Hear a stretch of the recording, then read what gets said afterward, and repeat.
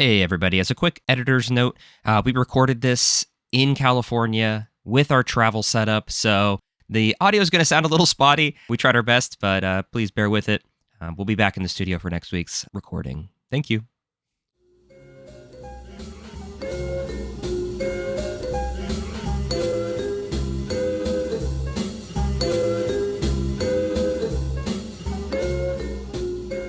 Welcome back, listeners, to That's a Good Card. Today, y'all will have the challenge of getting me to say, that's a good card.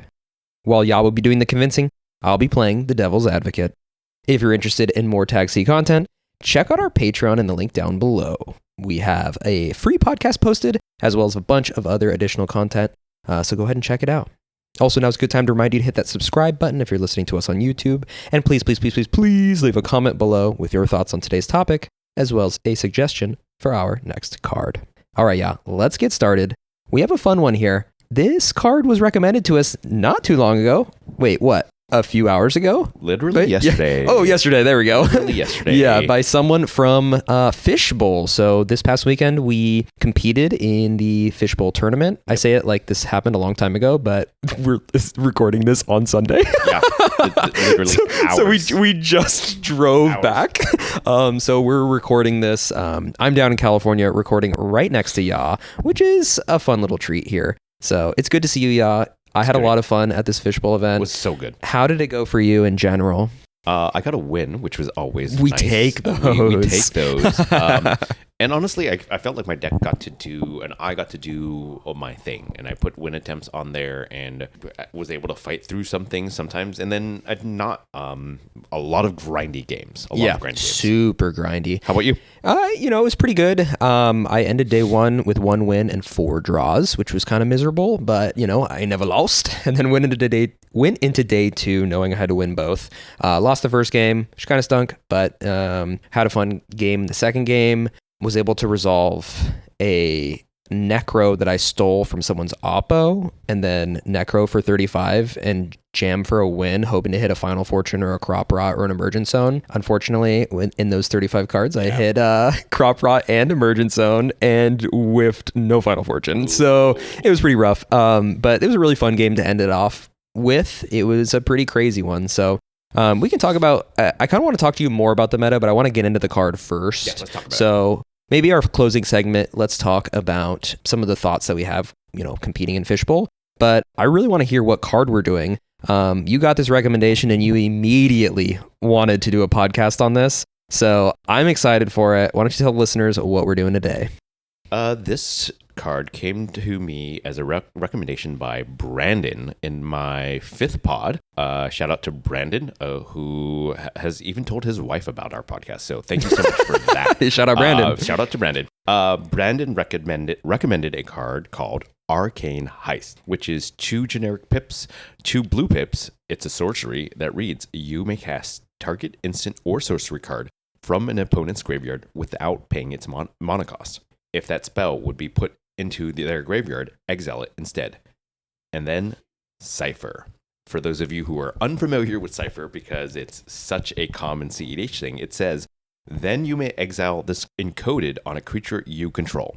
Whenever that creature deals combat damage to a player, its controller may cast a copy of the encoded card without paying its mana cost. Yeah, we really don't see a lot of CIPHER cards in CEDH. I know you're being really sarcastic there, but it's kind of cool to see one show up, and especially one that potentially has a really powerful effect. So I'm ready for you to get into your points. I think that this is a really interesting one. I think it immediately piqued both of our interests, as well as the interests of our friends who we were traveling to Fishbowl with. So we got to chat about this card a little bit, and we're excited to bring some good and bad points to you. So yeah, let's get started. What are the positives for why you should be testing Arcane Heist? So I think one of the big things that I want to talk about first is that CIPHER is just so spicy, right? This is a card that if it resolves, it gets to stick around, right? In a fashion, right? You're going to encode it onto your creature, and you're going to get the benefits of this card, hopefully persistently.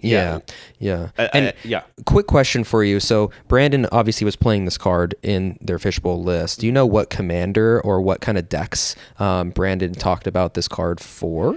Yeah, so I should mention now, I was playing Malcolm Vile Smasher, and Brandon was playing Malcolm Tana.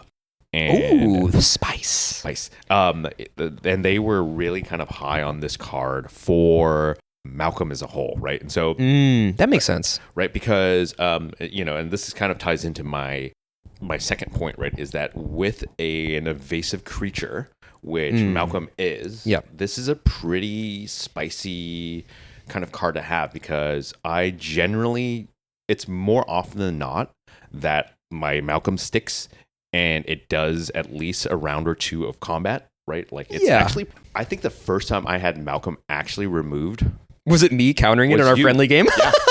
We played a friendly game, and the only reason I pyroblasted it when you casted it was because you were on the play first 7. You're like, this hand is gas, and I was like, oh, I'm pyroblasting the shit out of this Malcolm. And generally, I think that's the right call, right? Like, you've got to remove these value. Like, I've said this before, Timnas and like Malcolms don't get removed often enough. And I think that what people don't realize is how potent it is to counter those creatures when it's something that's not like a super heavy counter. Like, I don't think I would ever recommend you Force a Will, a Malcolm, or Force a Will, a Timna, but like a Red Elemental Blast, a Strix Serenade. Like, the power behind that is a lot of times with those tempo. It's tempo one, but what I'm trying to get at as well is like turning off all of the free commander cards. So not letting your opponent turn on their Fierce Guardianship or Deflecting Swat or something like that. A Deadly Rollick, perchance. But anyway, so Malcolm, we're getting a little derailed. So Malcolm could be a good deck, any Malcolm deck really, to play Arcane Heist.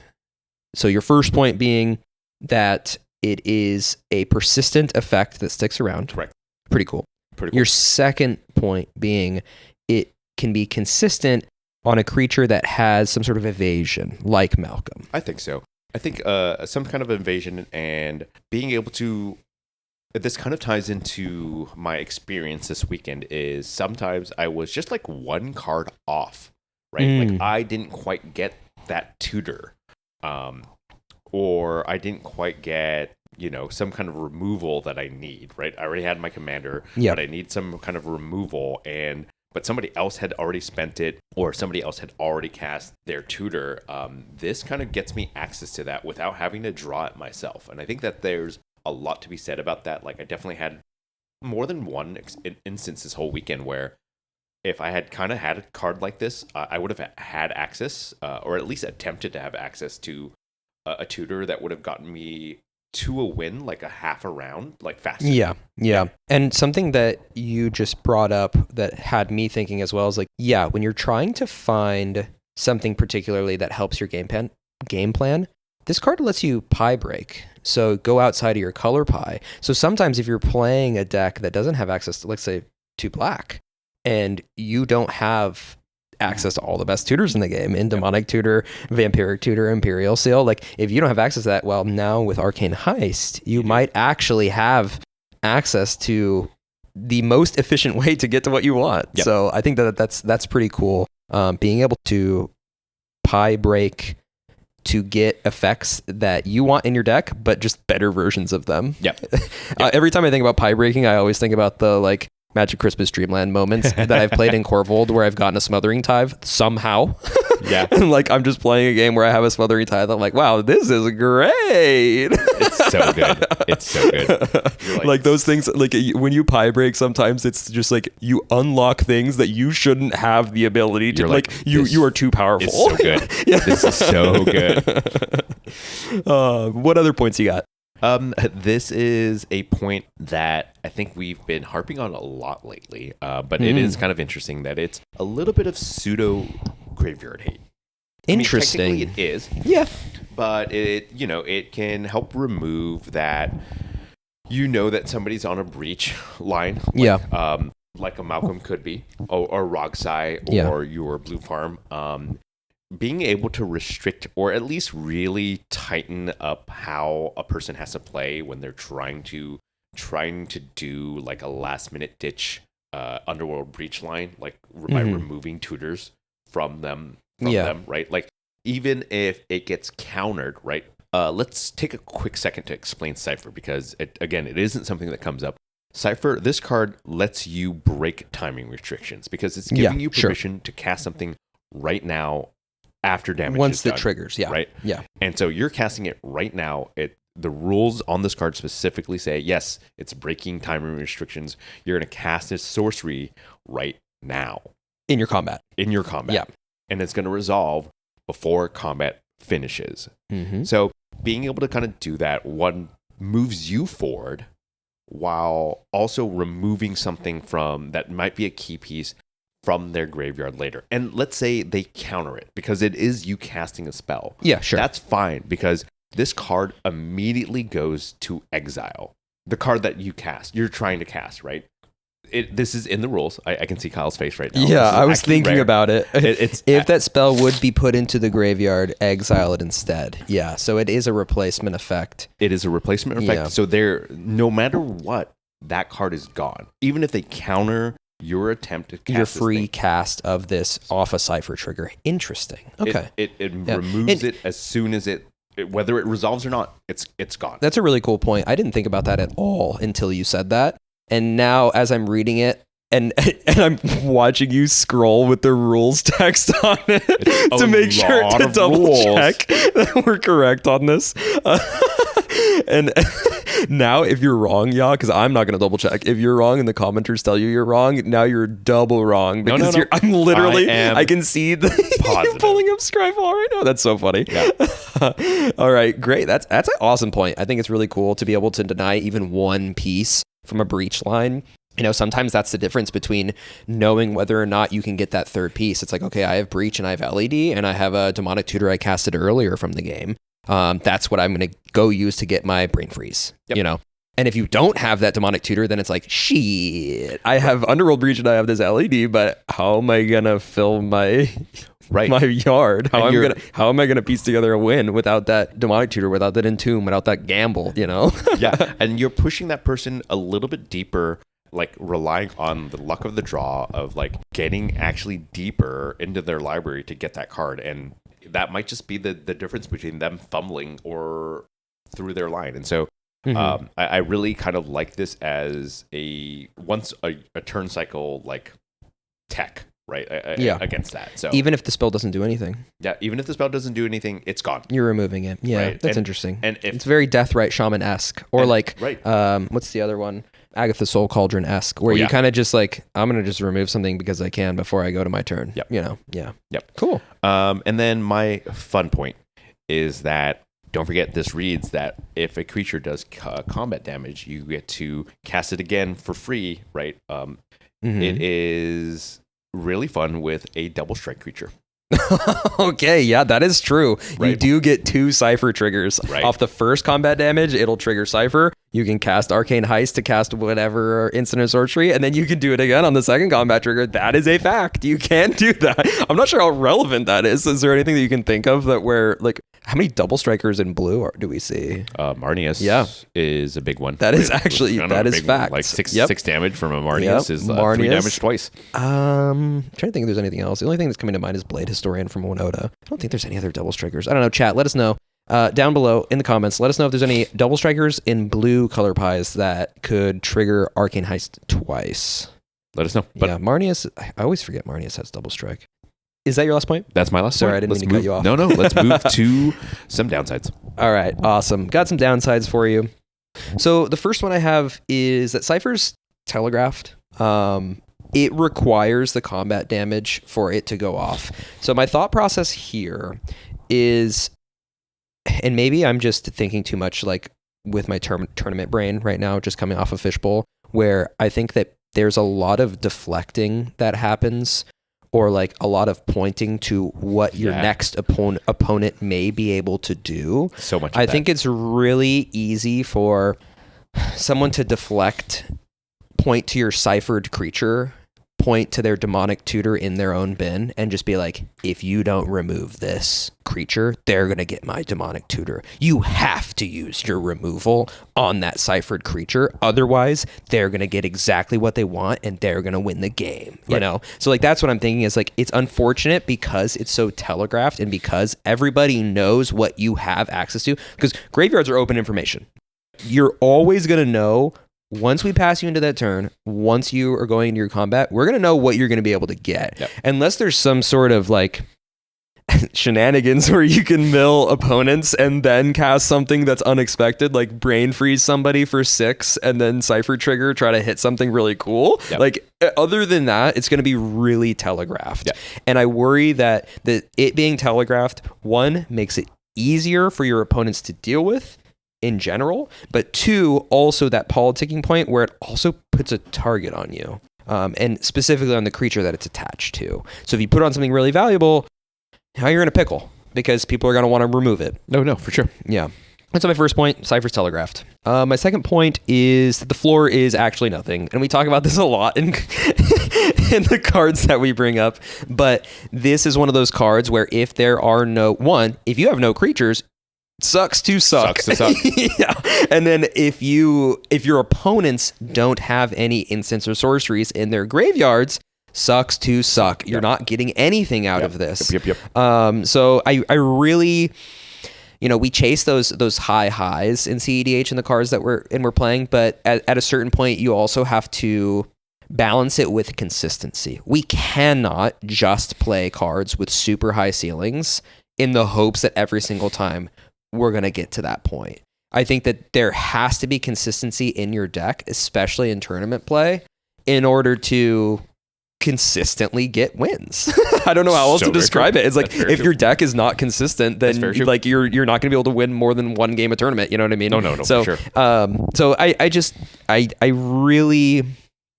think there's a certain number of cards that you can play on your deck, and I don't know what that special number is, where you're playing a card that's like, yeah, this is like super, super, super, super good in certain scenarios, but other times it's not. Like maybe it's a handful, maybe it's 2, 3 cards like that. I think like 2 or 3. Yeah, maybe like even 1. Spot, yeah, right? yeah, exactly. Maybe. Like, because it's really nice to have those like Magic Christmas Dreamland cards to jam, and that's going to like give you a win in certain games. Yep. Like that's really cool, but at the same time, you don't want your deck mucked up with those kinds of cards. Correct. So, yeah, that's my second point. It's kind of a low-hanging fruit, but it's more of a PSA as well. So if you already have some cards in your deck that you're like, this is my super spice gas piece that, sometimes does absolutely nothing, but sometimes it's, game winning. Yeah. Just consider that before you put this in. My next point is that you need to deal damage to players for the cipher to trigger, right? Correct. Yep. So in this meta, and from what I've seen, there were very few board states where people didn't have creatures or weren't able to get it. It's a creature meta. It is a super heavy creature meta. Yeah, exactly. Yeah. And this point is countered by your point a little bit by saying like, hey, you want to put this on something with some sort of evasion, or right? Double strike, right? Or double strike, exactly. Right. So double strike, evasion, like those are what you're really targeting with these things. So I understand about that, but at the same time, sometimes, you have to be in a good position in general to have a creature that has evasion, and not only that, but you also have to have 4 mana to cast this card at some point with that creature that has evasion. So you already have to be in a pretty solid spot before you can get a lot of value out of this. So that's my third point, is just you got to deal damage to the players. If you don't have a way to deal damage to the players, guess what? This card does. This card's not doing much. Yeah, exactly. Cool. My fourth point is since it's Cypher and it's triggering off of the combat damage that you're dealing, you have to cast that thing in combat, right? Correct. So if your only thing that you can get rid of is a ritual, right? Let's say that you're now going to cast this ritual, you have to have some sort of payoff in your hand to get the maximum value out of that you can play at instant speed in that combat phase. So specifically, which, rituals are very abundant, and they're a big chunk of sorceries and instants that we see in CEDH. Yep. Those ones are kind of useless to you.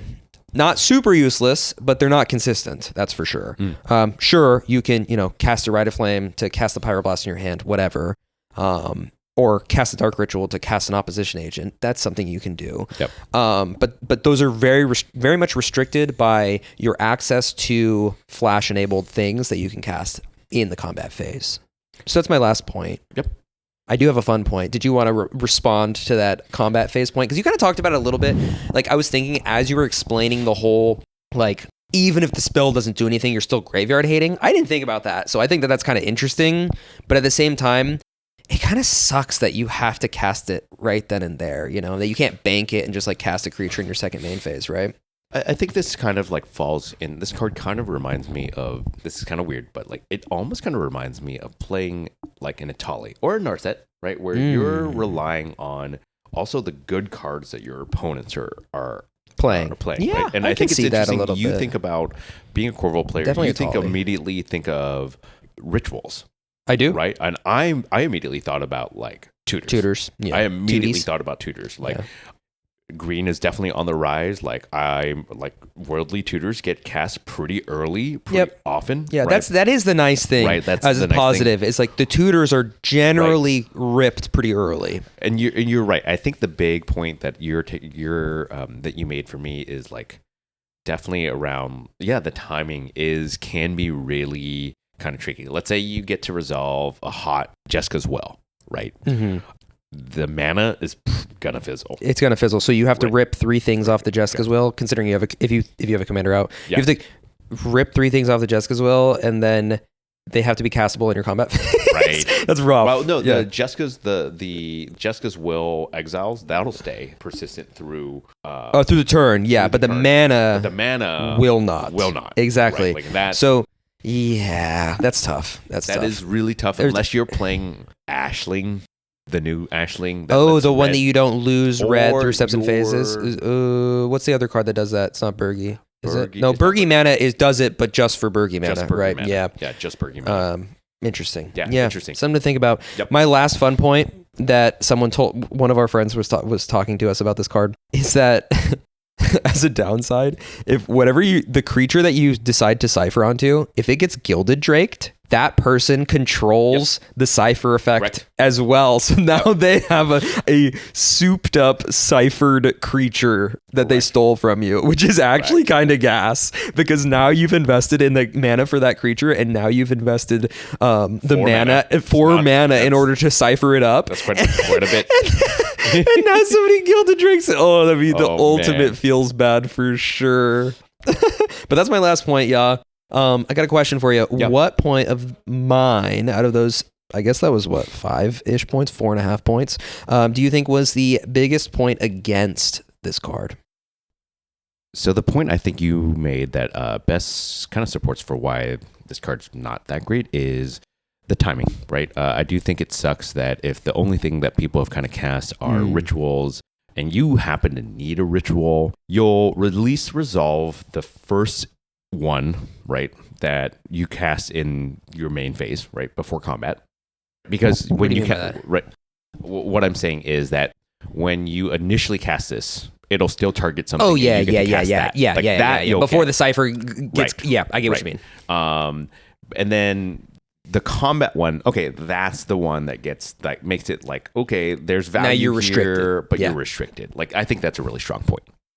What point of mind do you think best supports for why you do want to take a look at this in the 99? Why is this good? So I think the point that you made that was the best point was the one that kind of countered the point that I immediately thought of, which, I made the point that the floor is 0, but you kind of, like, I guess it is, but so the point that I like the most is the fact that it's like pseudo graveyard hate, even though you don't need it to be, like, or you don't need the card to resolve for it to be removed from the game. Yeah. I think that's something I didn't think about at all. So I'm really glad that you brought that point up, because it raises the floor for this card more. I don't think you have to convince anybody that like a free demonic tutor is cool. That's good. It's just like, yeah, that sounds pretty good to me, like, but it's the okay, but what's the catch, Yeah. And if the floor is, hey, I can cast these things and just like make it harder for the Underworld Breach pilot to have the things in their deck that they are in their graveyard that they, need to get through their lines. Like, if that raises that floor up a bit, I really like that point. So I think that's your best point. Cool. Yeah. So, all right, Kyle, it's time. Have we convinced you? Is this a good card? I think it's too cute. I'm gonna say no. I Sorry, think Brandon. it's yeah. Sorry, Brandon. I still think it's too cute. It's because the initial card itself is so expensive, and that's something I didn't super bring up because it's just it's low hanging pretty low. fruit. It's low hanging fruit, but like you just have to invest a lot in this, and there's so many but you need this, but you need this, but you need this. So if the success of the card is dependent on 1, 2, 3, 4 things being there for you, right? It's like you need the card to resolve, you need the card to be a creature to cipher it onto, you need targets in someone else's graveyard, and you need the targets to be able to be cast in your combat step. Yeah. Those are a lot of hoops to step through. I agree. So, I'm not 100% convinced on the card. I think you did a good job of convincing me that it's better than I thought it was. That's good. So for the decks that do want to test this, and I think you definitely need somebody in the command zone that can take advantage of it. The low-key, the Marnius fact of it having double strike kind of makes this way better. So if you can consistently get a double striker going with this, that's kind of hot. It's pretty good. It's pretty good. But I mean, like I said, that's just another hoop you have to jump through. But it's one less hoop if you have that as your commander. So I agree. No, might have to reach out to some Marnius pilots and see. Hey, if you play Marnius and you would consider this card, let us know. And then, Brandon, if you're listening and you feel like I missed something major, leave a comment. 100%. 100%. Or if you're like, yeah, that's just my pet card and I didn't really think you guys were going to think it's good, then also say that. Oh, that's funny. All right, listeners. Well, since we are recording this remotely today, but live, but together. Live together in person, but not in our normal setups. We're gonna do a different closing segment where we're just gonna kind of talk about the Fishbowl and some things that surprised you. So, I will ask you this question: was there anything in this wonderful Fishbowl experience? By the way, it was amazing overall. Shout out to Hire. Shout out to the judges. Shout out to everybody who made Fishbowl awesome. Everyone who put in, blood, sweat, and tears to make it awesome. It was so great. So thank you. But what surprised you about Fishbowl?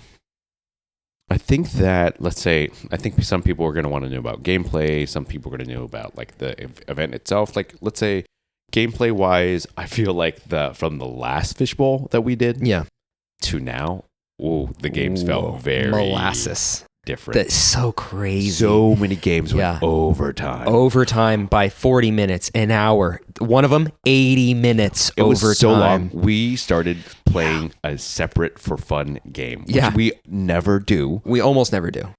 But it was taking so long that it was there's nothing else to do. And it's just the way the games are, right? It wasn't the event itself. That was just the way the games are. Yeah. And the judges were working really hard to make that game make the game actions go fast. They were doing everything they could. The reason it went to 80 minutes and there was just no draw accepted was because it was day 2 and everyone was on a win and in. Yep. So when everybody's on I need to win, I cannot accept a draw, you're gonna play some slogs. And there was a lot of things in that to slow it down and slog it. It was just just so I personally played a lot of grindy I was in a game. My first game was everybody is waiting on us, right? And we didn't go quite that long, but it was our game finished. The head judge grabbed our sheet and was like, cool, you guys are good. We're good. Yeah. I was the last one in round 2 when I got my win. Right? I had to piece together what was it, 2 or 3? I don't know if it was round 2 or round 3 where I got my win. But I had to piece together a really convoluted line when my Corvold got Gilded Draked. Ooh.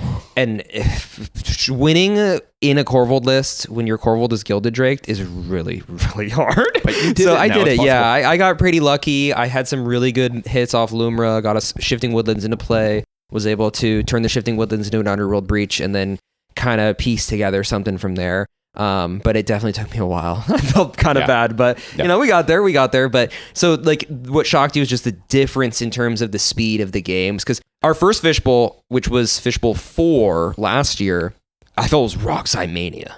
Oh yeah. There's so much Roxai. Games were pretty, one of our friends said that none of his games went to time. Everything finished really quickly and kind of promptly. No game last this year or last year? This year. Oh wow. At this one, he's for him, his experience, games were really quick. It wasn't a huge slog fest for him. For me, I don't know if I would say slogfest, but the games were definitely grindy. Yeah, I didn't have a game that ended before 45-minute mark, I think I would say. My fastest match was the one I won, and I won in like 32 minutes, 33 minutes. Oh, nice. Like that was That's fast. pretty good. It was really fast. Yeah. Yeah. Crazy.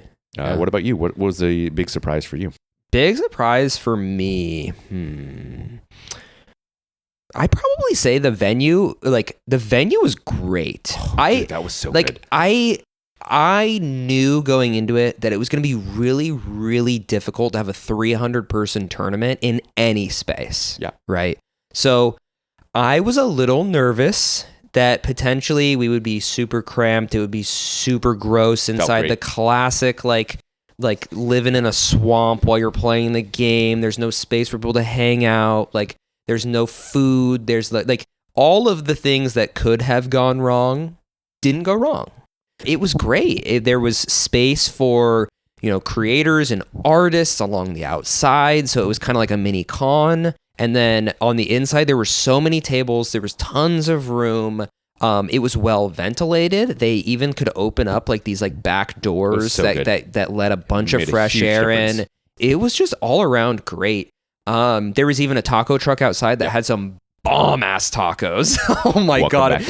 Welcome back to California, Kyle. Holy shit. The Mexican food is so good. It was really good. Oh man. I love that. So I guess I was just like, I should have high expectations because I know how capable and awesome the people putting on the event are. So it feels bad saying I had low expectations, but at the same time, it's like, damn, I know this is going to be really tough, but I'm just so happy that it worked out as great as it did. And they confirmed there will be another one. So if you're listening and you're considering kind of doing this at all, even if you're pretty new to it, I definitely played some people who are like, I haven't touched CEDH I played, ever. I think 2 people. It was their first tournament ever that I played against.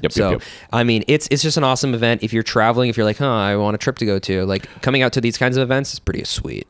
Pretty sweet for a lot of people came from like a ways off. Yeah, like, all over the country. All the different CEDH regions were pretty represented pretty well. Yeah, I've started to think like, so like when I think about CEDH regions now, it's like there were the Albuquerque people were there. There was the Colorado crew was there. There was like the Vegas. The Vegas people were there. Pacific Northwest. Obviously, we had a huge Pacific Northwest showing. And then missing East Coast. And then the East Coasters, ton of East Coasters for sure. Yeah. And Texas. I think there was a crew from Texas as well. Yeah. Yeah. So all the different CEDH regions represented pretty well. So it's pretty sweet. Yeah. Can't wait for the next one. Yeah, can't wait for the next one either. All right, y'all. Thank you so much for listening to today's episode. Thank you so much, Brandon, for your card recommendation. And it was so nice to see you at Fishbowl. All right, now's a good time to remind you to take a look at our description down below where you'll find our link tree with links to everywhere we host our podcast. Apple Podcasts, Spotify, YouTube, and links to our Discord and Patreon as well. So thank you so much for listening, and we will see you next Monday. Bye. Bye.